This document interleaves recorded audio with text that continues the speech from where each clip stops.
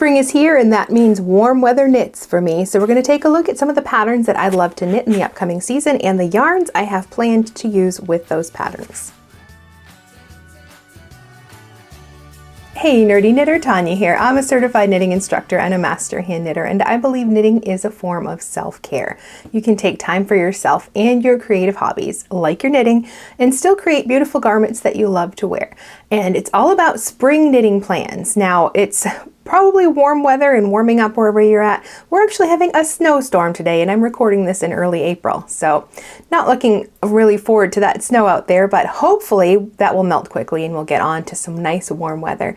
And when it starts to warm up, I want to put like my heavy wools away and start thinking about spring and summer knits. I know I'm probably a little behind the times. I probably should have started these earlier so I could wear them when it starts to get warm and that snow is gone. But it is what it is, and I want to get some cast on. I've got lots of plans and probably more than I'll be able to finish over the next 3 months. So this will probably end up going over into my summer knits as well. But I want to look at the things I want to knit, the things I have to design, and the yarns that we're going to be using to knit those things. So I have things kind of divided up into 5 categories. I have work projects, things that are either about like articles or designs I have to knit or patterns I want to self-publish, or personal this is all garments for me. I have 4 garments I'd love to knit for myself for the summer outside of the work-related knitting. Trying to keep ahead of that Yarnable subscription. I'm getting that skein of yarn every month and they're starting to stack up a little bit. So I have some plans for some of those skeins. And I've also been spinning, and I don't want that hand spun yarn to pile up either. So I've got a couple of hand spun projects to plan.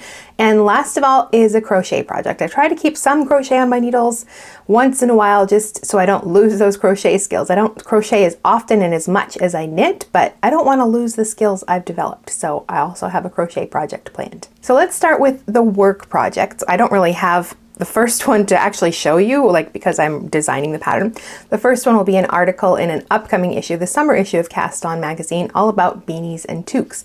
And a little bit about where that word toque came from, because I did a little bit of research about that, but mostly on how to knit or how to design your own beanies and, you know, winter hats like that. And I decided I wanted to design 2 hats to go along with the article. So let's take a look at my swatches. The first one is just a simple rib around at the brim of the hat, and then the rib leads into sort of this lace pattern. Now this is done with fingering held with a fuzzy mohair yarn as well. I wanted to do something a little fuzzy and soft. So it does mute the pattern, and of course I'm not going to be using this particular yarn for it. This was just a quick swatch to get an idea of what I wanted to do. The other hat's going to be knit from the crown to the brim of the hat. So starting at the crown with a closed cast on, working the body of the hat in stockinette, and then finishing off with sort of this welted rib pattern and this interesting slip stitch pattern. So that's planned for the summer issue. I don't have my yarn for this yet. I'm still waiting. They have to like reach out to different places for yarn support. So I'm waiting to hear back about that, but that will be coming up. I've got to do that in the spring. So that one's definitely going to get done because of course there's a deadline for this particular one. The other work related knitting that I have coming up in the next few months is 2 summer tops. They have both been published in other publications. One was published in Cast On magazine a couple years ago, I believe, and then one for Biscot Yarns that was released last summer. Well, now the deadlines have been reached for a while now, and I'm finally getting around to releasing them, and I figure releasing them in the summer would be nice. So I've got those 2 patterns to release. The first is called Simplicity. I know, great name. I thought it was so great at the time. Now I'm like, oh, that's so corny. But this one is done in Flaxen Silk Fine, which is a yarn from Sweet Georgia, which is a blend of 65% silk, 35% linen. And I'm using the same exact yarn. Now, I do have the sample here. I haven't pulled it out. It's still like stored away in the closet, but it's like sized for the mannequin pretty much. It's not sized for me. So I reached out and I got more yarn so I can knit a sample for myself. What's nice about this top is even for the larger sizes, it doesn't take that much yarn. It's only going to take me 3 skeins, I hope, because that's all I have. But it's just a very simple tee. Front and back are knit exactly the same, and then you sew up the sides and sew the shoulder seams. It's just 2 squares basically. So if you're a brand new knitter, I'm going to have a video tutorial for this as well. This is like one of those basic first garments. It's 2 squares sewn together. and then you have like a basic drop shoulder tee. I am going to, when I release the pattern though, I think I'm going to add some very basic neck shaping just to drop the front neck a little bit. I don't love wearing boat necks that like sort of cut right into your neck. Not cut, but they sit right there. I don't really love that. So I think with when I update the pattern, I'm going to include some very simple neck shaping just for the front to drop it a little bit. But other than that, it's a pretty simple pattern. It uses like a little split stitch hem rib at the bottom, and then there's a really simple like woven texture pattern that alternates with plain stockinette, so it kind of creates some textured stripes through the body. And then the rib pattern that's at the hem is also done along the top before you bind off. That pattern will be releasing this summer, probably in June, using the same exact yarn, this silk and linen blend, which is really, really nice. And I think I'm on like a sort of like summer blue kick because my other summer sweater is also going to be used, sort of the same color, different yarn, same color. So the other one is Summer Lace Tank. I am not great with naming patterns. So just a very basic, this one's not so basic. It's all over lace. The lace itself is actually pretty simple, but you do have a lot of shaping involved because you're decreasing for the armholes. It's more of a tank top style.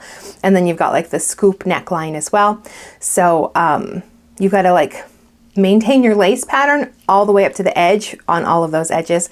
It's not spelled out in the pattern because I'd have to have like charts for every size that like has all the decreases in there. But I basically just tell you that the lace itself, a pretty small repeat, so you just have to kind of maintain that as much as possible. So for the yarn, I'm going to be using Stroll fingering weight yarn, electric blue. So this is just a superwash nylon sock yarn, very soft and really nice. And the tank top is seamed, so it's got side seams. It's got what there are for seams at the straps at the top. But so I'm okay with using superwash because we've got seams, so that'll help it hold its shape. But superwash is nice because it does have, it's a little bit more slippery than regular wool, so it does have some nice drape going on, which is what I want because I have this lace pattern. I want it to be open and airy and drapey, but I want to have some structure, hence the seams. So this one is also knit in pieces and sewn, and hopefully it will be coming out in July. This one will also include a full video tutorial. So that's my 4 work-related projects, things I have to get done over the next few months. The next category would be garments. So things I want to knit for myself. And I actually have 4 of these. Not sure I'm going to get them all done, but they are sort of in the works and I'd like to work on them. I don't think any of them are particularly hard. It's just garments I want for myself. First of all is the Gullane tank by Ysolde Teague. Now I chose this one. It's pretty simple. It's basic stockinette. It's done from the top down, but I have not done any sort of that English tailoring where like the shoulder seams don't sit on top of the shoulders. They're kind of on the back. I guess I have done a Coco knit sweater and her method is very similar to that. But I was just interested to see how this method is done. So I just went with this simple pattern, and I was interested also to see how Ysolde Teague designs for larger busts and things like that. Because it does include, I believe, like some bust shaping for larger sizes. So I want to see how she works that out. Now, I don't really love short row bust darts in a lot of garments. I use them for top-down knitting when I need them, but they're not my go-to.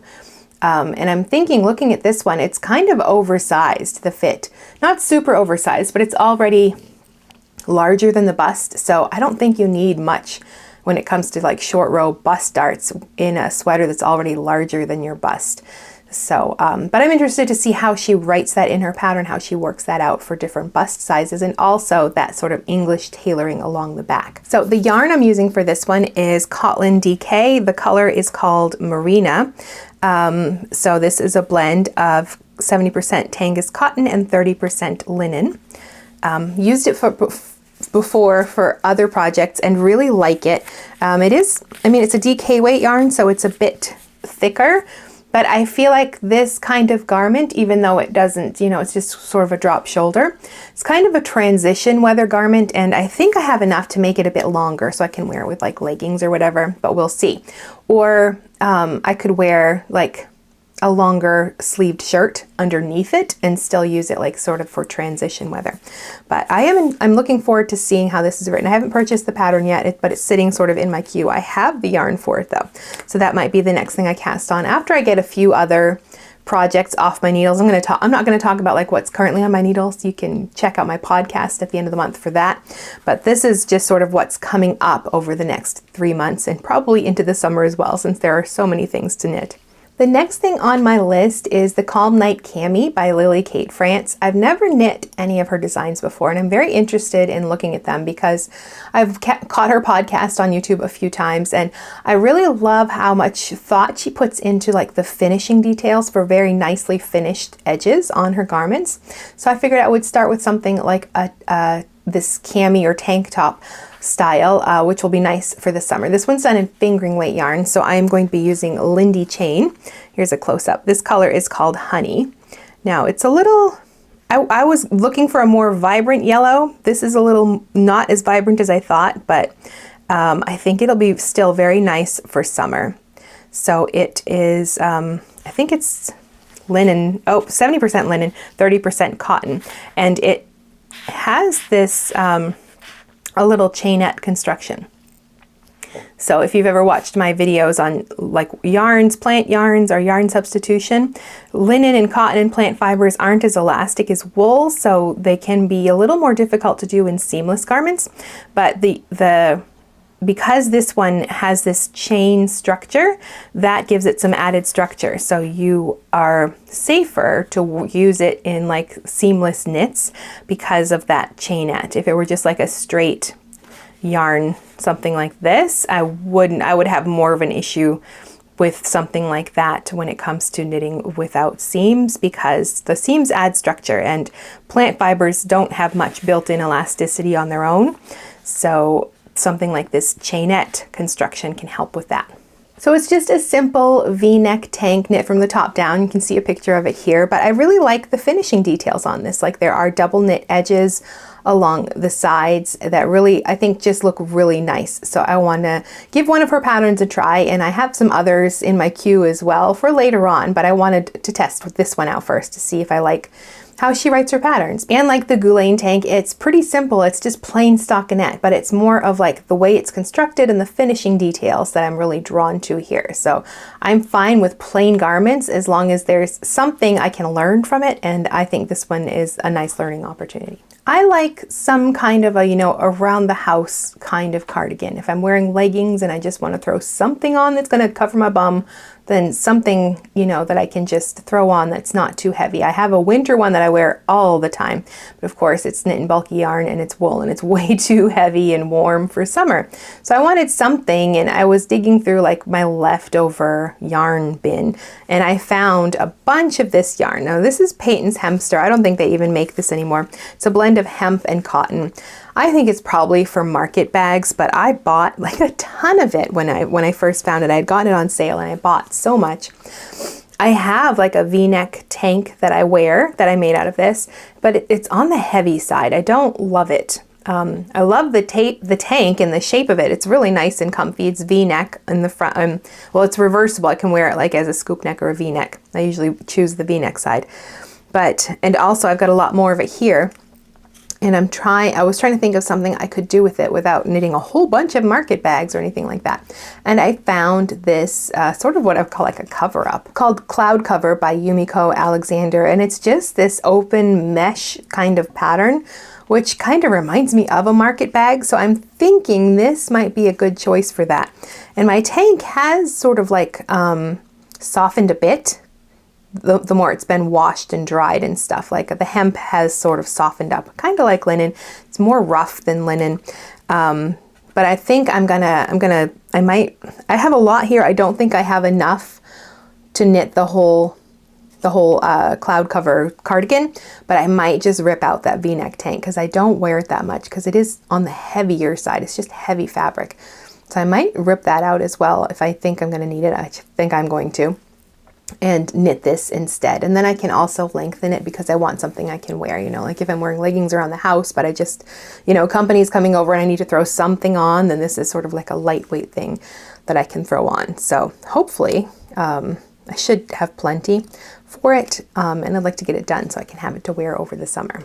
So for my final personal garment is the Scarborough Shrug by Pam Allen. Now this is just simple lace. I don't think I really like the lace pattern, so I'm going to buy the pattern, but the actual structure of the garment, it's just like a square and you sew two parts together to make the sleeves and then you finish the edges.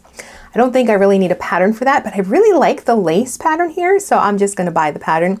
It also, the sizing doesn't go up very high for me, but it is just like a rectangle, so I think I can just make it a little longer if I want to. So I have a ton of this Bare Capretta yarn.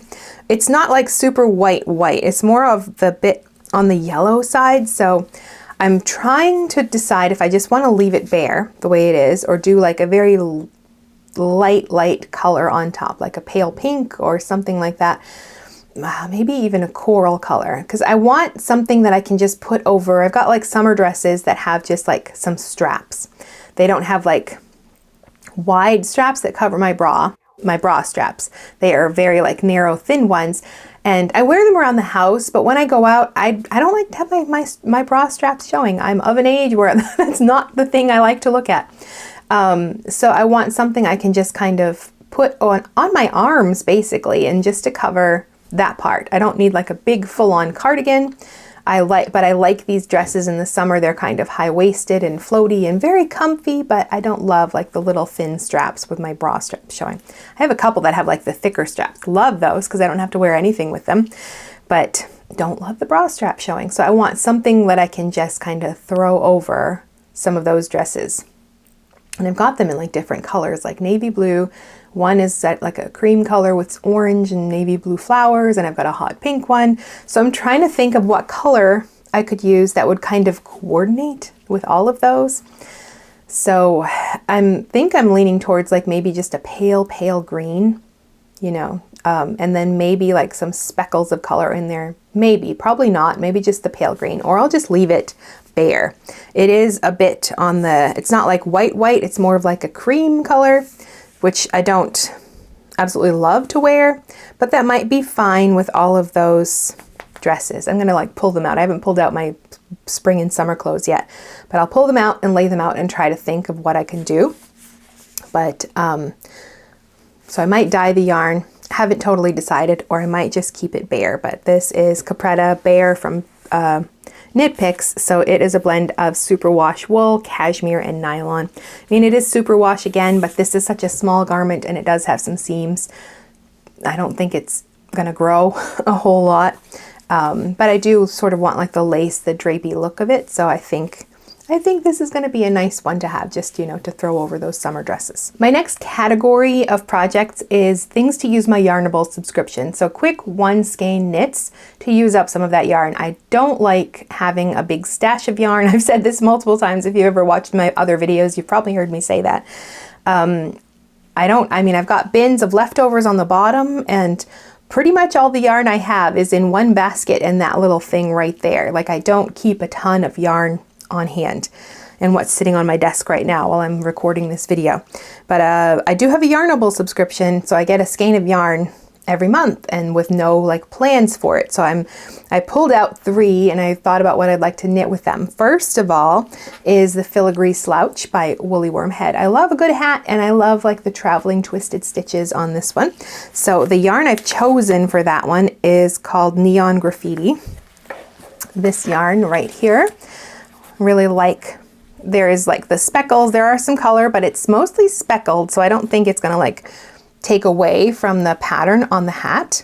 And then I also have this pom-pom I think looks great with this particular yarn. So, and I think that hat will be good, a good style to have a pom-pom on it.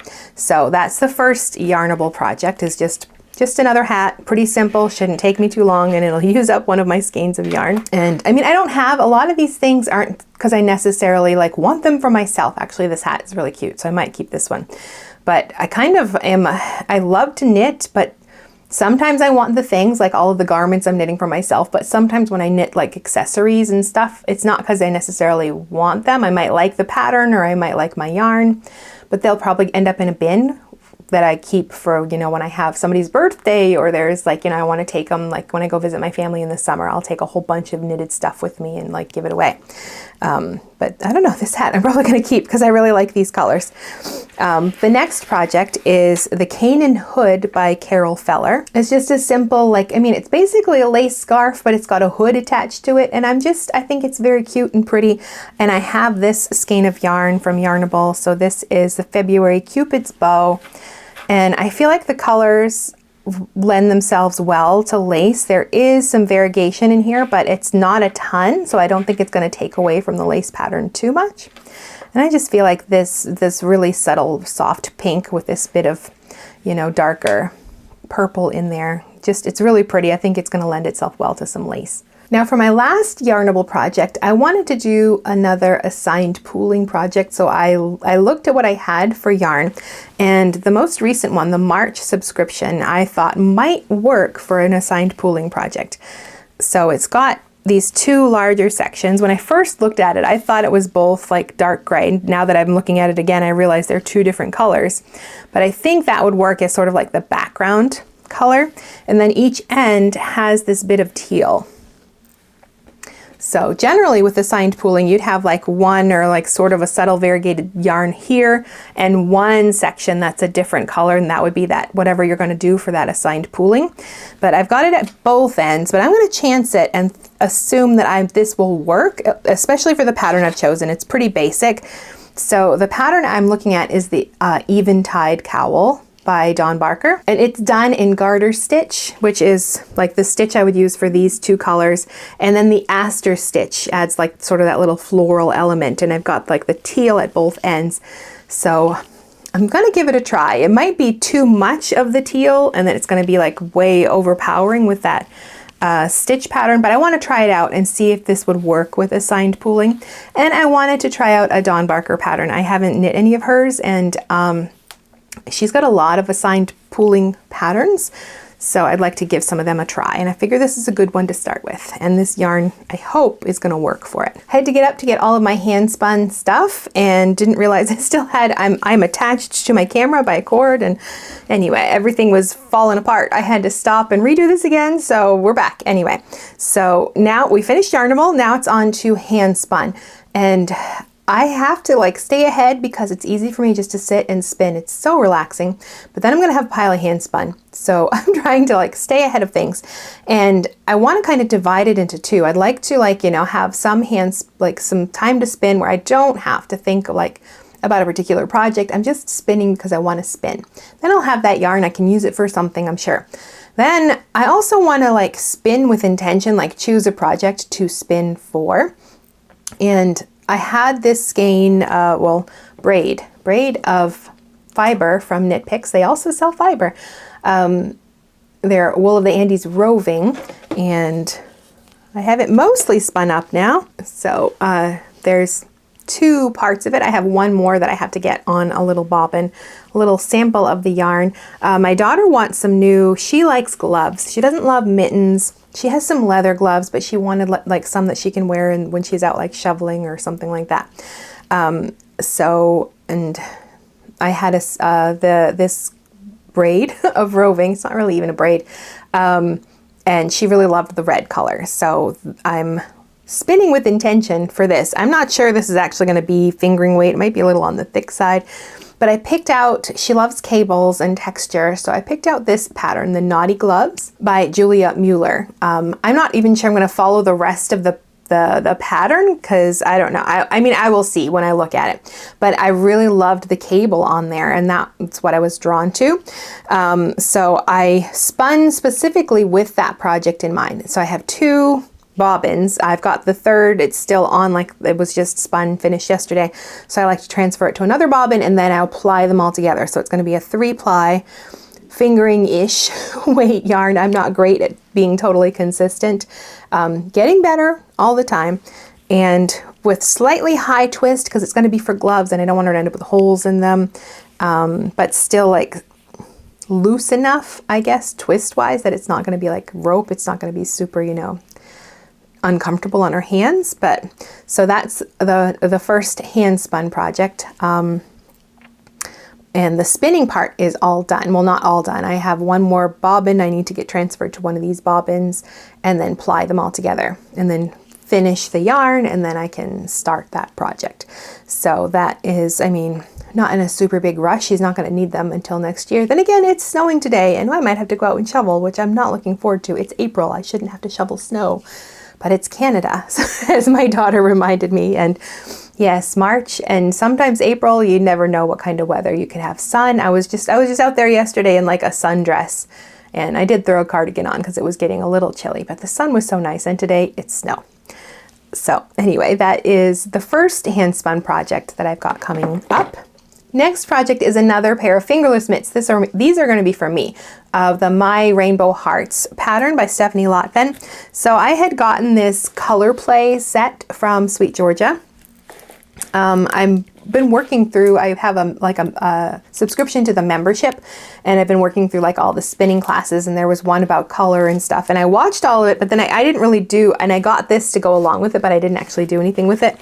And then I kept looking at it and thinking, I want to spin something. I love all these colors. I want to do something with all of these and keep the colors like they are.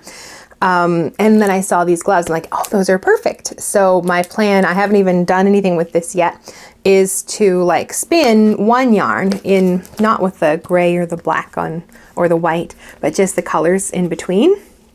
Probably divide them up so I can have two like mini skeins that will be matching. But I like the gradation. Like I'll probably do the pink, orange, and yellow on one, and then the green, blue, and purple on the other.